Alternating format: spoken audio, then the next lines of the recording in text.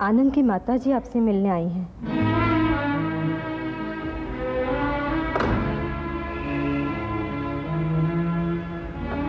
समझ में नहीं आता कि उन्हें क्या जवाब दूं। ठीक है, देखता हूं। देखिए शर्मा जी, बाकी सब तो ठीक है और मैं ये भी मानती हूँ कि आनंद और रीमा एक दूसरे को बहुत प्यार करते हैं और मैंने उनकी शादी की मंजूरी भी दे दी है। पर एक बात याद रखिए शर्मा जी, शादी बड़ी धूमधाम से होनी चाहिए। जी वो बात क्या है कि शादी ब्याह में फजूल खर्चा करने की बात। फिजूल खर्ची? फिजूल खर्ची का तो सवाल ही नहीं उठता है। आखिर ये हमारे खानदान की इज्जत का सवाल है। आनंद के पिताजी अगर आज इस दुनिया में नहीं है तो क्या हुआ? उनकी शोहरत को लोग आज तक नहीं भूले हैं और उनके बेटे की शादी तो हमारे खानदान की रीति के अनुसार ही होनी चाहिए और होनी भी चाहिए। क्यों सुमित्रा जी, आपका क्या ख्याल है? आपकी बात सही है। हम हमारी ओर से पूरी कोशिश करेंगे। कोशिश नहीं, लेन देन का फैसला तो आज ही हो जाना चाहिए। रिसेप्शन का खर्चा, आप अपनी बेटी को कितना जेवर देंगे, बाकी जो लेन देन है वो सब आज ही तय हो जाना चाहिए।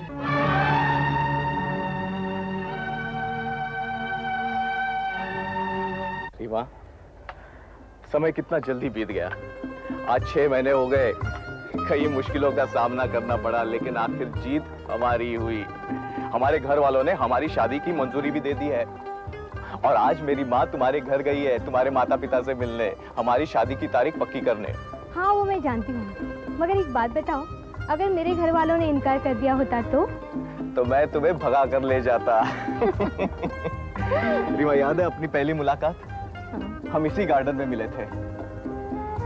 मैं कैसे भूल सकती हूँ। मेरी एक सहेली के साथ तुमने जो चिट्ठी भेजी थी मुझे। वो चिट्ठी नहीं, लव लेटर था। लव लेटर नहीं मिस्टर आनंद, तब तो वो मेरे लिए सिर्फ चिट्ठी थी।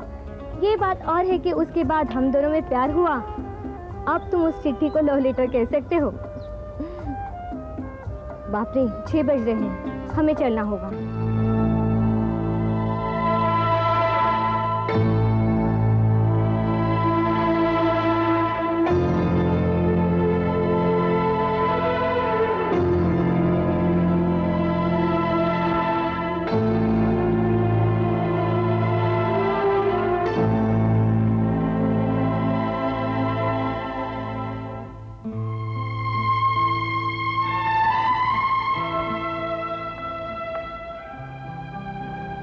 पिताजी, क्या बात है? आप कुछ परेशान लग रहे हैं। आपकी तबीयत तो ठीक है ना? मेरी तबीयत का क्या हुआ? मैं बिल्कुल ठीक हूँ। देख, मैं ठीक हूँ, बिल्कुल ठीक हूँ बेटे। तू खा। अच्छा पिताजी।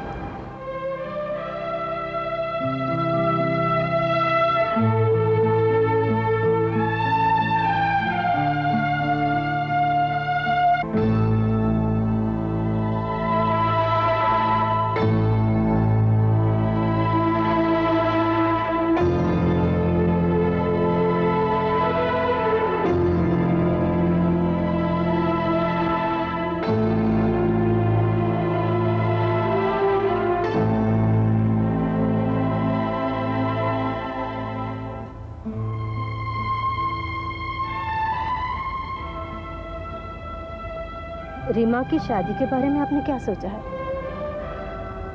सुमित्रा, ये शादी जल्द से जल्द हो जानी चाहिए क्योंकि रीमा और आनंद की प्यार की बातें लोगों में फैल चुकी है।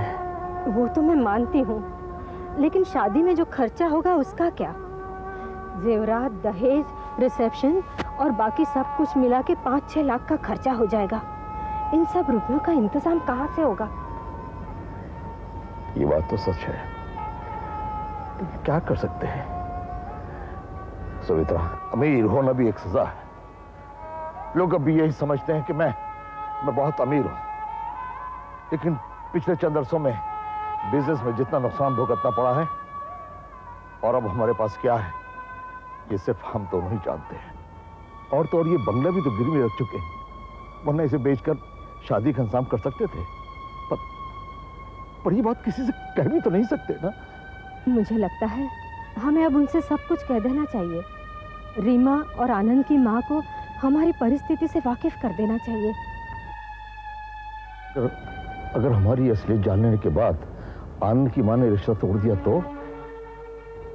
नहीं नहीं सुमित्रा, नहीं, ये शादी होनी ही चाहिए। ये हमारी बच्ची की जिंदगी का सवाल है।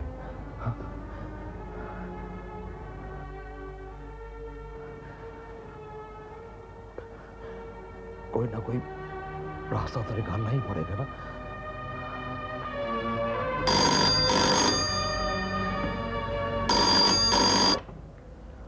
हेलो, हाँ मैं शर्मा बोल रहा हूँ। हाँ शर्मा जी, आप शादी की बातचीत पक्की करने के लिए 2 दिन में आने वाले थे, पर आज तो 1 हफ्ता हो गया है। ना आप आए हैं और ना ही आपने कोई खबर भेजी है। जो वो बात यह है कि मैं आज ही आपको फोन करने वाला था। देखिए शर्मा जी, शादी टेलीफोन पे नहीं लगन मंडप में हुआ करती हैं। और हाँ, मेरे बेटे के लिए बहुत बड़े बड़े घरों से रिश्ते आ रहे हैं, लेकिन आपसे बात चली है इसलिए हमने बात को आगे नहीं बढ़ाया है। हाँ, पर एक बात है, अगर आपको हमारी शर्तें मंजूर ना हो तो आप अपनी बेटी के लिए कोई दूसरा लड़का ढूंढ लीजिएगा। नहीं नहीं, ऐसा मत कीजिए। ये शादी जरूर होगी और जैसा आप चाहेंगी ना वैसे ही होगी। हाँ तो ठीक है, मैं अगले महीने का अगर मुहूर्त निकलवाऊं तो आपको कोई एतराज तो नहीं है? जी नहीं, बिल्कुल नहीं।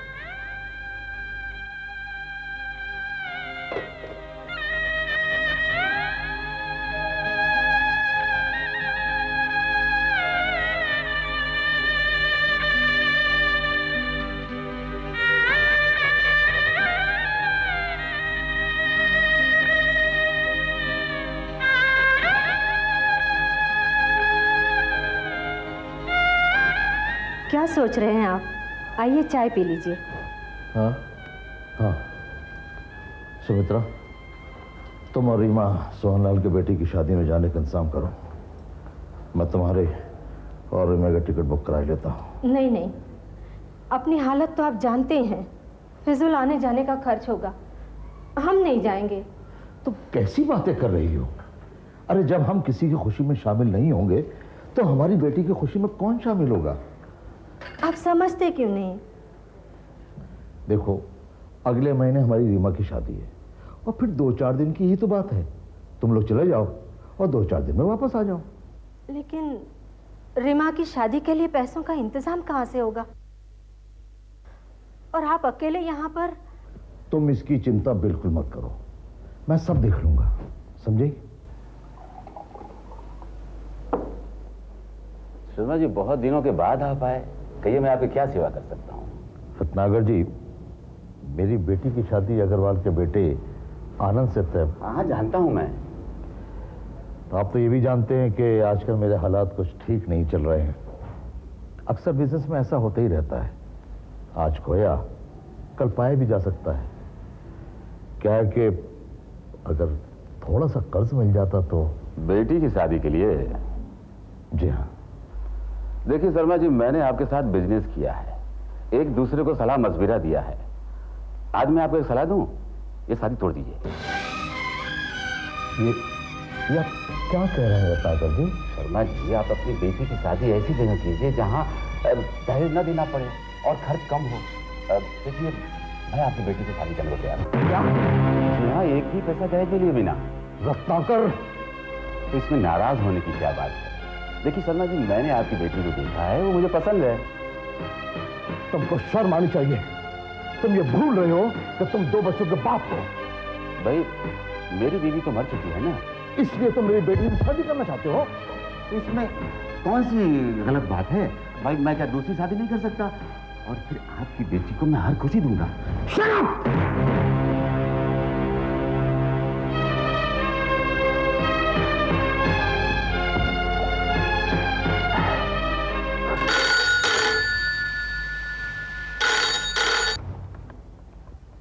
हेलो। हेलो, मैं सुमित्रा बोल रही हूँ। हाँ, मैं और रीमा बड़ौदा पहुँच गए हैं, आप चिंता मत करना। अरे अच्छा हुआ तुमने फोन कर लिया। अच्छा सुनो, तुम लोग इतवार तक वापस आ रहे हो ना? हाँ जी हाँ। अच्छा देखो, मैं रीमा की शादी के लिए पैसों का इंतजाम करने बाहर गांव जा रहा हूँ और तुम लोगों के आने तक शायद वापस नहीं रह पाऊंगा। अच्छा ठीक है, आप अपनी सेहत का ख्याल रखिएगा। अरे तुम मेरी तरफ से बिल्कुल चिंता मत करो। और हाँ सुनो, मैंने रीमा की शादी के लिए एक नया नेकलेस खरीदा है जो तुम्हारे कवर्ट में ज्वेलरी बॉक्स में रखा हुआ है। हाँ हाँ, अरे तुम मेरी तरफ से बिल्कुल चिंता मत करो, मैं रीमा की शादी के लिए पैसों का इंतजाम किसी तरह कर ही लूंगा, समझे? हाँ तुम लोग अपना ख्याल रखना। अच्छा ओके ओके।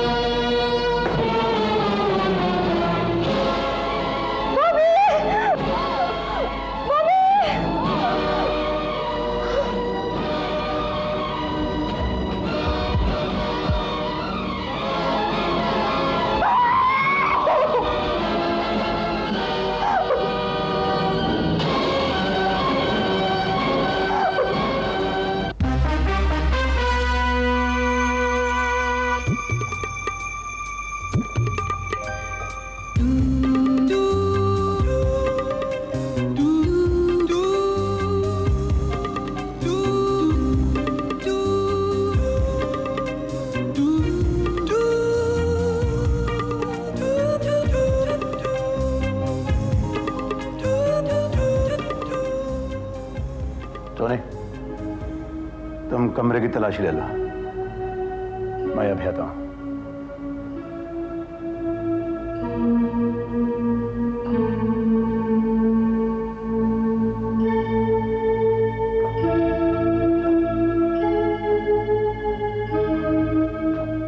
बहादुर, तुमने कहा था रात को भागते वक्त चोर तुमसे टकरा गया था। जी हाँ साहब, टकरा गया था। उस वक्त तुम वहां क्या कर रहे थे? दरअसल साहब, मैं तो बाजू वाले बंगले का चौकीदार हूँ। मैंने चोर को यहाँ आते हुए देखा, इसलिए मैं उसके पीछे हो लिया। जैसे मैं यहाँ पहुंचा तो चोर भागता हुआ जा रहा था, मुझसे टकरा गया। मैंने उसे पकड़ने की बहुत कोशिश की साहब, लेकिन वो भाग गया। क्या तुम उसे पहचान पाओगे? जी हाँ साहब, पहचान पाओगे। ठीक है, जाओ तुम। अच्छा।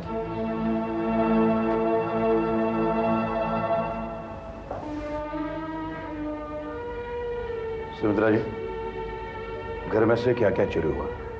6 सोने के कंगन और गहनों की पेटी जिनमें उन्होंने नया हार खरीद के रखा था। ठीक है।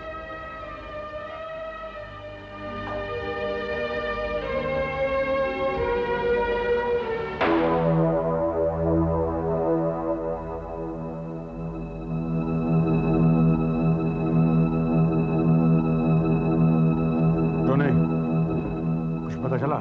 नहीं सर, लेकिन एक बात समझ में नहीं आती। ये पंखे के नीचे और उसके आसपास कहीं कोई ऐसी चीज नजर नहीं आती, जैसे कि टेबल, कुर्सी या सीढ़ी। तो फिर शर्मा जी की लाश को कैसे और किसने पंखे तक लटका दिया होगा? यही तो पता लगाना है। अगर ये आत्महत्या है तो ये पंखे तक पहुंचे कैसे?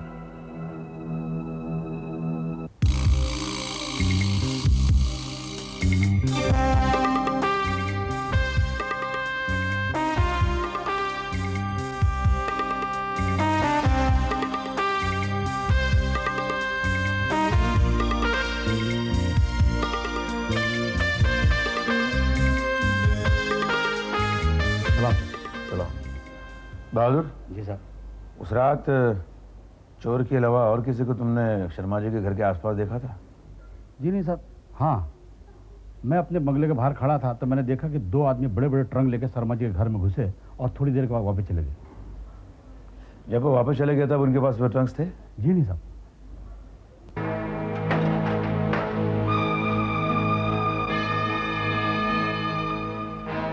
क्या ये दोनों ट्रंक्स आपके पास पहले से ही थे या नए खरीदे? नहीं, ये दोनों ट्रंक हमारे पास पहले से नहीं थे।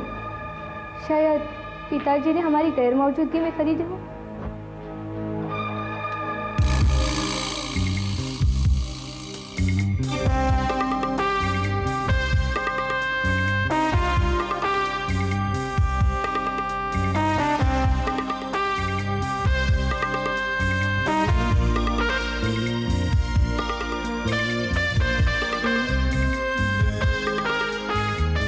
सर, जिस अलमारी से नेकलेस और कंगन चोरी हुए हैं वहां से कुछ फिंगरप्रिंट्स मिले हैं।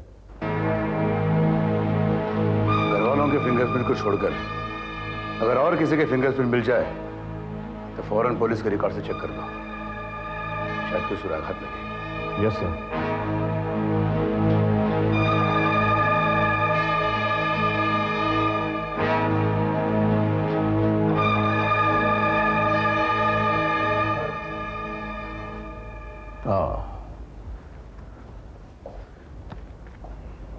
क्या ये वही आदमी है जिसके घर तुम ट्रंक्स लेकर गए थे?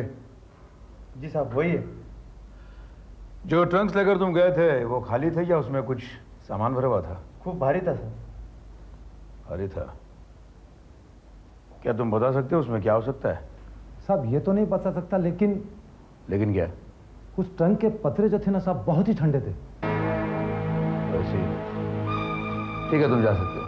सलाम साहब। मैंने पुलिस स्टेशन में इंक्वायरी की।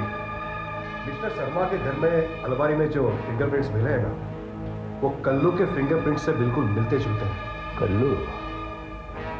वो तो पुराना चोर है। एक काम करो, कल्लू को पकड़कर शर्मा जी के घर ले आओ।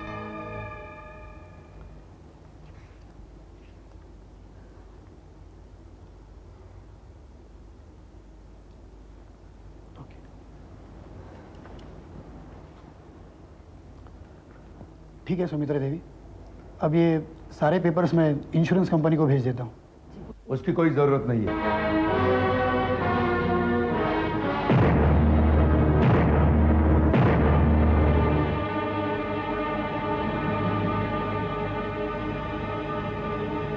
आत्महत्या करने वालों को इंश्योरेंस के पैसे कभी नहीं होते।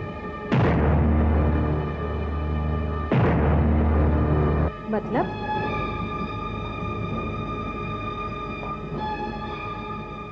जी हाँ, आपके पति ने आत्महत्या की है। क्या?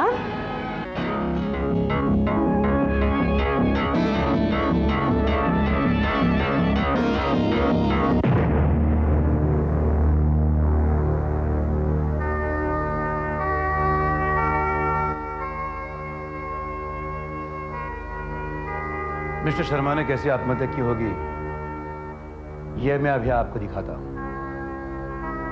बर्फ के ऊपर ये जो पुतला है, इसे पल भर के लिए हम मिस्टर शर्मा समझते हैं।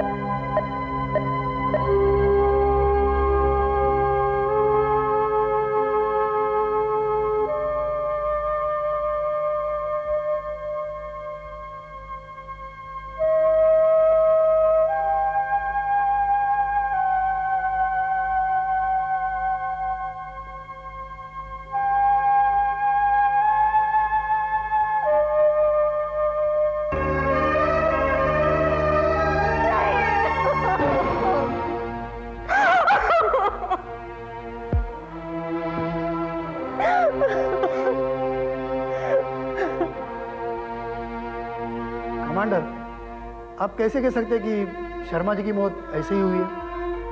सबसे पहले मुझे ट्रंक में से बर्फ पर लगाने वाला भूसा मिला, और बाद में पुलिस से पता चला कि वह ट्रंक भारी थे और उसके पत्रे बहुत ठंडे थे। उससे मैंने अंदाजा लगाया कि उसमें से बर्फ लाया गया और उसे इस तरह से इस्तेमाल किया गया। क्या कोई सबूत? सबूत इसके बाद तो कल्लू से बताएगा। ये सच है। उस रात मैं यहाँ चोरी करने आया था। मैंने शर्मा जी को इसी तरह आत्महत्या करते हुए देखा। सुमित्रा देवी, शर्मा जी ने आपको फोन पर बताया था कि लॉकर में ज्वेलरी बॉक्स में नेकलेस है। उसमें नेकलेस नहीं था, लेकिन आपके लिए ये खत था। जी हाँ, मैंने उसे ज्वेलरी बॉक्स समझकर चोरी किया था, लेकिन जब मैंने उसे खोला तो उसमें से एक खत मिला। प्रिय सुमित्रा, यह खत लिखते हुए मैं बहुत शर्मिंदा हूं, क्योंकि रीमा की शादी के लिए पैसों का इंतजाम मैं नहीं कर सका। आत्महत्या मैं इंश्योरेंस कंपनी के पैसों के लिए कर रहा हूं। ये राज तुम अपने तक ही रखना, क्योंकि आत्महत्या करने वालों को इंश्योरेंस के पैसे नहीं मिलते। मुझे यकीन है मेरी मौत कानून और समाज की नजरों में खून साबित होगा। इंश्योरेंस के पैसे मिलते ही हमारी बेटी की शादी धूमधाम से करना। मैं ही नहीं रहा तो क्या, मेरा आशीर्वाद हमेशा रीमा के साथ ही रहेगा। तुम्हारा। थैंक यू कमांडर साहब, आज आपने इंश्योरेंस के पैसे को गलत इस्तेमाल होने से बचाया। आफ्टर ऑल ये पैसा तो आम जनता का है।